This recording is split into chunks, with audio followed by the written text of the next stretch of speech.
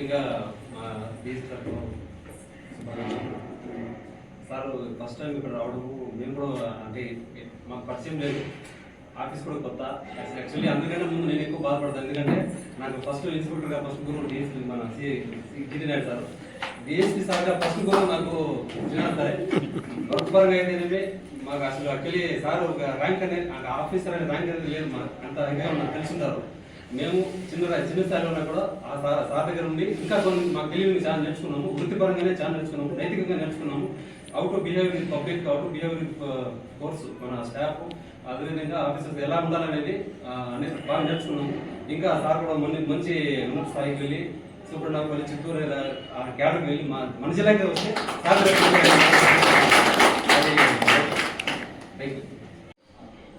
మనం చరిత్రలో ఎన్నో సామ్రాజ్యాల గురించి మాట్లాడుకుంటూ ఉంటాం.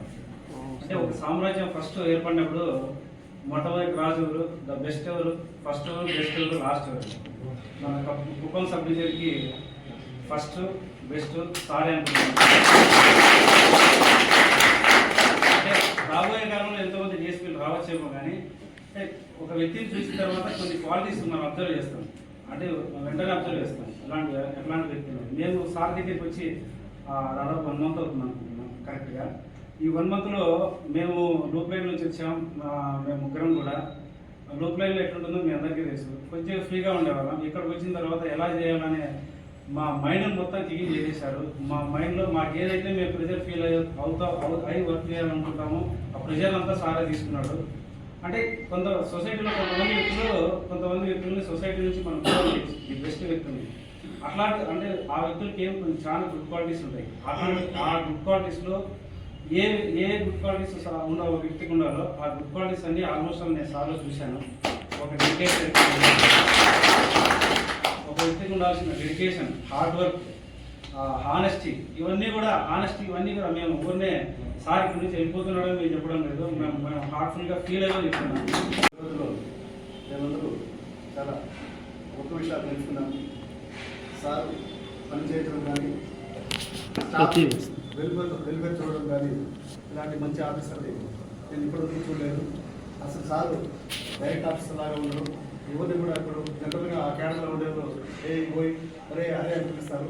ఇప్పుడు కూడా సార్ అలా మాట్లాడిన రోజులు లేవు. పేరు పెట్టి పిలిచేవారు, ఏమప్పా అది చేసి పెట్టప్ప అని చెప్పనేసి చాలా వినయంగా సార్ మాట్లాడేవారు. స్టాఫ్ కూడా ఏదైనా ఇబ్బంది వస్తే వెన్నుండి హెల్ప్ చేసి ముందుకు నడిపించినారు. ఎలక్షన్ టైంలో కూడా ఈ సీఎం కాన్స్టిట్యున్సీ స్టేట్లోనే చాలా ఫోకస్ ఉంటుంది. ఇలాంటి కాన్స్టిట్యున్సీలో ఎలక్షన్ సక్సెస్ఫుల్గా నడిపించడం అంటే చాలా మామూలు విషయం కాదు. దక్కింది.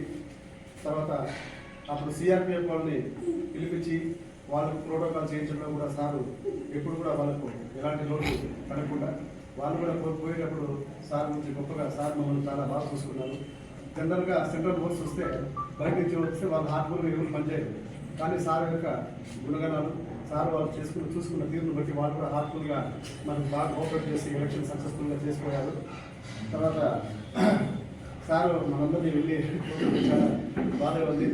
ఇలాంటి పెద్ద ఆఫీసర్, ఉప ఆఫీసర్ దగ్గర పనిచేయడం మామూలుగా ఎస్ఐ ఫీల్డ్లో ఉన్నప్పుడు ఫ్రీగా మాట్లాడుతూ ఉన్నామండి. ప్రజలు ఏమని చెప్తారు, ఎస్ఐ చాలా ఫ్రీగా ఉన్నాడు అంటారు. ఎస్ఐకే ఫ్రీ అంటే అట్లా పీసీపీ క్యాడర్లో ఫ్రీగా ఉండడం అనేది చాలా రేరు. సార్ అంత ఫ్రీగా మూవ్ అవడం వల్ల మా లిమిట్స్లో ఏం దొరుకుతుందో మాకే తెలియదు. సార్ ఫోన్ చేసి చెప్తా ఉన్నాడు, పలానా చోటు పిల్లలు అక్కడ ఇలా ఉంది, పలానా చోటు గొడవ అవుతా చూడు, అట్లా చెప్పేవాడు. కాబట్టి సార్ పీసీపీ క్యాడర్లో అంత ఫ్రీగా ఉండడం అనేది లేదు. సార్లో ఉన్న బెస్ట్ క్వాలిటీ అది ఒకటి. తర్వాత ఏదైనా ఒక ప్రోగ్రామ్ అనుకున్నప్పుడు ప్లానింగ్ అనేది చాలా ఇంపార్టెంట్. సార్లో మనం నేర్చుకోవాల్సింది ఆ ప్లానింగ్కి ఎక్కువ టైం కేటాయించి ప్లాన్ చేయడం వల్ల ఆ పని చాలా ఈజీగా అవుతుందని సార్ దగ్గర నుంచి మనం నేర్చుకోవచ్చు. ఇంకోటి ఆ ప్లానింగ్లో ఉన్నటువంటి ప్రతి ఒక్కరిని ఎడ్యుకేట్ చేయాలని అనుకుంటాడు.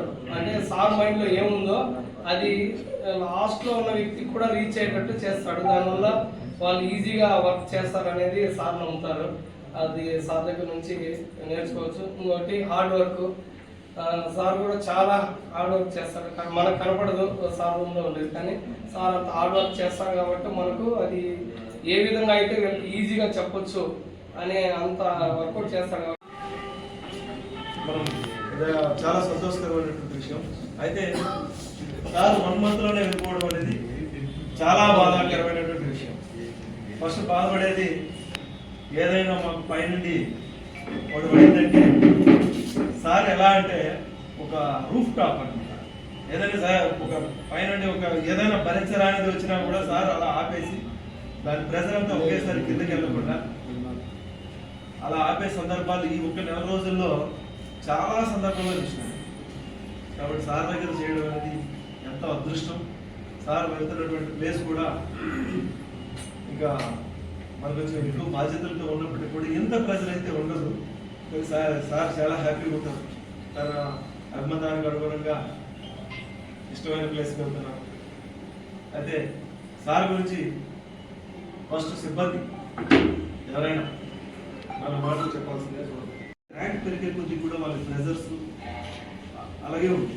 ఆ ప్రెజర్ని తట్టుకుంటూ యువతల ఇన్వెస్టిగేషన్ని ఇన్ టైంలో కంప్లీట్ చేస్తూ అవతల విక్టిమ్కి న్యాయం చేస్తూ అదేవిధంగా మాకుండేటువంటి ప్రెజర్ని సారే తీసుకొని యాక్చువల్గా ఒక ఎస్సీ ఎస్టీ కేసు కానీ ఒక పోక్సో యాక్ట్ కానీ జరిగితే డిఎస్పీ గారు వస్తారు కాబట్టి డిఎస్పీ గారితో పాటు పోవాలి, సీని పోవాలి, ఫిట్నెస్లో ఎగ్జామ్ చేయాలి, ఈ పని అంతా పక్కన పెట్టాను. నేను వచ్చిన తర్వాత నేను అసలు కేసులు ఎప్పుడైనాయి, ఎప్పుడు అరెస్ట్ చేసినారు, అసలు ఎగ్జామినేషన్ ఎప్పుడైంది అనేది నేను చూడలేదు. ఇది నిజంగా వండర్. అది తక్కువ ఇంత ఈ సర్వీస్లో ఆ కేసుని తను ఇండివిజువల్గా చేయడం మామూలుగా అందరికీ చేతన అవుతుంది. చేతనైనా కూడా కొంతమందికి ఏమంటే వాళ్ళకుండే వర్క్ ప్రెజర్ వల్ల ఇన్స్పెక్టర్ గారు మీరు చేయండి, మీరు చేస్తే సంతకాలు పెడతామనే రకంగా ఉంటుంది. అలా కాకుండా సార్ స్టాఫ్ సార్ మళ్ళీ ఏమి నా దగ్గర 10 మందిని తీసుకోండి, 5 మందిని తీసుకోండి అట్లాంటి సిచ్యువేషన్ కూడా లేదు. ఉన్న సిబ్బందితోనే తన దగ్గర ఉన్నటువంటి సిబ్బందితోనే ఒకరిద్దరు యూజ్ చేసుకొని ఆ కేసుని సింపుల్గా డిస్పోజ్ చేసి ఏదో సింపుల్గా డిస్పోజ్ చేసేటంటే మళ్ళీ ఇది ఏదో వేగ్గా వాళ్ళని తీసేది వీళ్ళు పెట్టి వీళ్ళు తీసి వాళ్ళని పెట్టే కూడా జెన్యున్గా ఎలా ఉందో అలా ఫీల్డ్లో విచారించుకొని దాన్ని ఎంతవరకు న్యాయం చేయాలో అంతవరకు న్యాయం చేసినట్టు 100% అయితే నేను చెప్పగలను. అదేవిధంగా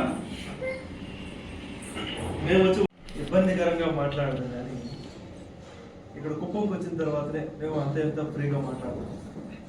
లీడర్ అనేవాడు ఎప్పుడు కూడా ఒక ఉద్యోగం తీసుకోవడమే కాదు, ఆ ఉద్యోగం ఏ విధంగా చేస్తున్నారు, వాళ్ళ వల్ల అవుతుందా లేదా, దాంట్లోనే ఏమైనా సాధక బాధకాలు ఏమైనా ఉన్నాయా అనేది అబ్జర్వ్ చేస్తూ వాళ్ళతో పాటు ఫీల్డ్లో దిగేవాడే ఎప్పుడైతే లీడర్ అవుతారు. ఆ లీడర్షిప్ క్వాలిటీస్ అనేది బందోబస్తుకి తీసుకొచ్చాను సార్. నాకంటే ముందు నేనే ముందే వెళ్తానని అనుకునేవాడు, చూస్తే అక్కడ సార్ ఉంటాడు, నేనే మొహం తిప్పుకొని అలా అటువంటి. ఈ సమావేశానికి హాజరైనటువంటి సిబ్బందికి ఎస్ఐస్కి మరి జీటీ నాయుడు సార్ గారికి ప్రత్యేకంగా ఆర్గనైజ్ చేశారు ఈ కార్యక్రమం. సార్ గారికి మీడియా మిత్రులకు అందరూ కూడా కుప్పం రూరల్ శ్రీ మల్లేశ్వర తరఫున మీ అందరికీ గుడ్ ఈవినింగ్ సార్. మేము జనరల్గా మీరు ఫోన్ చూస్తే యాప్స్ ఉంటాయి, మన దగ్గర చాలా యాప్స్ ఉంటాయి. దాంట్లో వాట్సాప్కి కొన్నిసార్లు ప్రాపర్గా అప్ టు డేట్ ఉండదు, అప్డేట్ కొట్టమని చెప్పేసి అడుగుతుంటారు. అంటే ఏంటి, ఫీచర్స్ ఏదో మార్చినారు దాన్ని మళ్ళీ అప్డేట్ చేయండి అని చెప్పేసి. దానికంటే కూడా ఇంకా అడ్వాన్స్గా ఉన్నటువంటి ఆఫీసర్ నోట్ ఆఫ్ పెట్టారు. వాట్సాప్తో పోల్చడానికి కాదు కానీ ప్రతి సిస్టమ్ కూడా అప్డేట్ అవ్వాలి అని చెప్పేసి మనం అనుకుంటుంటాం, చూస్తుంటాం, మనం కూడా చేసుకుంటుంటాం. మనలందరినీ కూడా వాస్తవానికి సీను చెప్పినట్టుగా మరి నరేష్ చెప్పినట్టుగా నిజంగానే మేము ప్రెజర్కి ఫీల్ అయ్యాం. ఒక 20 days అయితే పెనం మీద ఎలాగైతే వేడిగా ఉంటుందో అంత ప్రెజర్కి ఫీల్ అయ్యాం. ఆ టైంలో సారు చేయబట్టి నడిపిస్తారు చిన్నపిల్లల్ని. ఇప్పుడు చిన్నపిల్లలు ఎట్లయితే మన ప్రసాద్ కూతుర్ని నడిపిస్తారో ఆ రకంగా నిజంగానే ఐ గాట్ 15 years సర్వీస్. కానీ సార్ దగ్గర ఉండి మాకు గైడ్ చేశారు. చాలా చాలా చాలా ప్రెజర్గా ఉన్నప్పుడు కూడా ఏం కదలండి, సింపుల్గా ఏం కదలేపా అది అయిపోతుంది, ఏం కాదు అది చేస్తారు, ఈ రకంగా చెప్పి గైడ్ చేశారు. నిజంగానే మేము మర్చిపోలేము సార్ మీ యొక్క సహాయ సహకారాలని. మేమైతే సీను అన్నట్టు కానీ నరేష్ అన్నట్టుగా హార్ట్ఫుల్గానే చెప్తున్నాం సార్. జనరల్గా ఎవరైనా సరే ఆఫీసర్ దగ్గర మనం పని చేసినప్పుడు ఖచ్చితంగా ఏదో మెప్పు పొందాలని పొగడాలని చెప్పేసి అని చెప్తూ ఉంటారు. అది కాదు, హార్ట్ఫుల్గా మేము వస్తున్నటువంటి మాటలేవి. చాలా సంతోషంగా మేము ధన్యవాదాలు తెలియజేసుకుంటాం ఈ సందర్భంగా.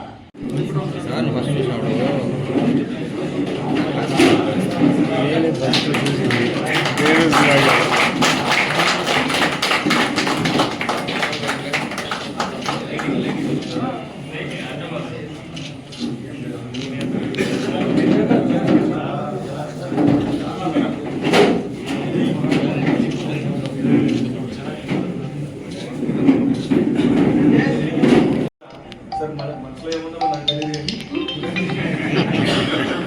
కానీ సార్ చాలా ఫ్రీగా ఎటువంటి అంటే వాస్తవంగా అది ఆ టైం మనం ముందెళ్ళినా కూడా చేసింది ఏం లేకపోయినప్పుడు ఇప్పుడు సార్ ముందున్నాడు కదా, మామూలుగా ఏమనుకుంటాం నేను ముందు వచ్చాను కదా, నేను నాకంటే ముందు రావాలి కదా, ఆ హైరార్కీ ఫీలింగ్ లేకపోతే ఒక రకమైన ఏదో ఒక ఇగో ఫీలింగ్ ఉంటుంది. ఆ ఫీలింగ్స్ అనేవి మేము ఎక్కడ చూడలేదు. అందుకే సార్ ఎప్పుడూ కూడా మా మనసులో మీకు మొదటి స్థానం ఉంటుంది సార్, డిఎస్పీ సార్. ఇక్కడ ఉండేటువంటి సిబ్బంది అందరూ కూడా మామూలుగా ఏదో పెట్టారు, ఏదో ఫేర్వెల్ ఇస్తారు అనేది కాకుండా ఇక్కడికి వచ్చే వాళ్ళందరూ కూడా మీ దగ్గరకు వచ్చింది ఎందుకంటే మనస్ఫూర్తిగా వచ్చారు సార్. వచ్చారు తప్ప ఏదో చుట్టంచూపుగా కాకుండా లేకపోతే ఇంకో విధంగా ఎవరు రాలేదు సార్. అదేవిధంగా ఏదైనా ఇప్పుడు ఇన్వెస్టిగేషన్ పోక్సో యాక్ట్ వచ్చింది, మేము ఇంతకు ముందు చూసేటువంటి కేసుల్లో పోక్సో యాక్ట్ వచ్చిందంటే డిఎస్పీ గారికి అంటే వెళ్ళక ముందే మేమే బతుకుతా ఉంటాం. ఎందుకు అక్కడికి వెళ్తే ఆయన తిడతాడు, ఎందుకు ఊరికే తలకాయ నొప్పి, అదేదో మేమే ఇక్కడ ట్రాన్స్పే చేసేసి అది చేసి ఆ తర్వాత మళ్ళీ మాకు ఎప్పుడు అది డిస్పోజల్ అయ్యేంత వరకు మాకు భయమే. ఎందుకంటే అది ఏ విధంగా తీసుకొచ్చి మళ్ళీ నెట్టింగ్ చుట్టుకుంటుందో తెలియదు.